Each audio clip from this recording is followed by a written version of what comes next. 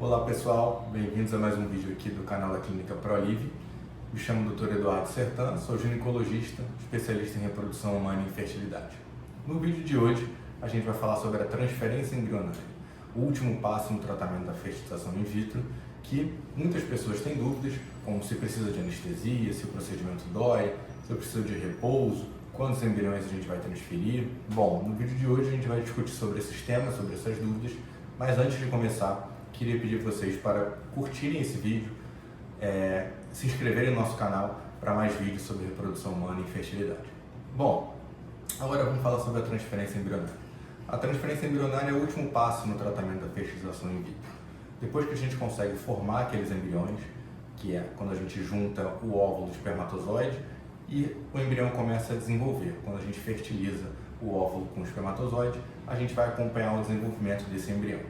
Geralmente, a gente faz a transferência embrionária dos embriões que chegam até o 5º dia, que a gente chama de blastocisto. Bom, e aí, como é que funciona a transferência embrionária? Bom, a transferência embrionária é um procedimento ambulatorial, ou seja, ele não necessariamente precisa ser feito no centro cirúrgico, ele não tem anestesia, ele é muito semelhante a um exame ginecológico simples, com um espéculo, bico de pato. Então, lembra muito um preventivo, e acho que incomoda menos até que o preventivo, porque o preventivo a gente tem aquela escovinha para colher o material ali de dentro do colo, e na transferência embrionária, por mais que a gente coloque esse embriãozinho lá dentro do útero, é por um catéter muito fininho, então é indolor. Bom, e como que a gente vai fazer esse procedimento? É um procedimento guiado por ultrassom, ou seja, enquanto o médico que vai fazer a transferência está ali passando o espéculo, olhando ali o orifício do colo do útero, por onde vai entrar aquele catéter com o embrião, existe um outro médico em cima fazendo um ultrassom abdominal, que a gente vai avaliar o útero. Então, quando a gente vai inserir aquele catéter com o embrião, a gente vai estar vendo esse catéter sendo inserido pelo ultrassom para saber exatamente a localização perfeita para depois injetar esse embrião no local adequado no endométrio, que é aquele tecidinho de dentro do útero. Bom, o preparo endometrial tem que ser feito, se for uma transferência fresca, ou seja, uma transferência no mesmo ciclo do estímulo, que foi feita a captação dos óvulos e tudo mais, tudo bem. Geralmente o preparo vai ser feito concomitantemente com o estímulo, então a gente tem que ficar avaliando ali a espessura e o aspecto do endométrio, principalmente, tá? E se for fora, com o embrião congelado, existem várias técnicas que não cabe ficar explicando nesse vídeo, senão vai ficar muito longo.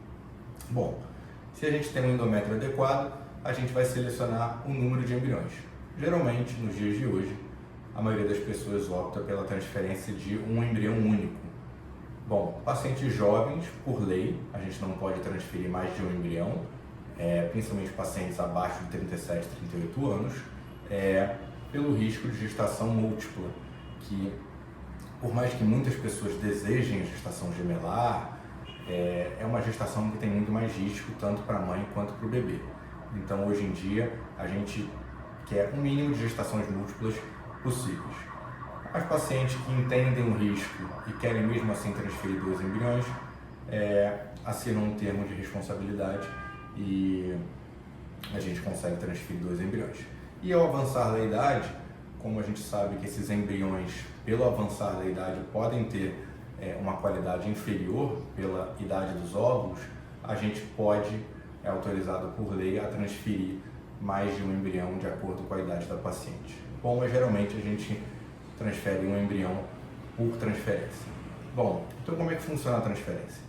Como eu disse antes, a gente vai fazer um exame especular, que é aquele exame do bico de pato, do espéculo, como se fosse colher um preventivo, vai fazer uma sepsia, ou seja, uma limpeza ali perto do colo do útero, e vai antes introduzir um catéter guia, que vai ser por dentro desse catéter guia que o catéter com o embrião vai ser introduzido. Esse catéter guia é introduzido pelo orifício do colo do útero e a gente vai acompanhando o posicionamento dele pelo ultrassom.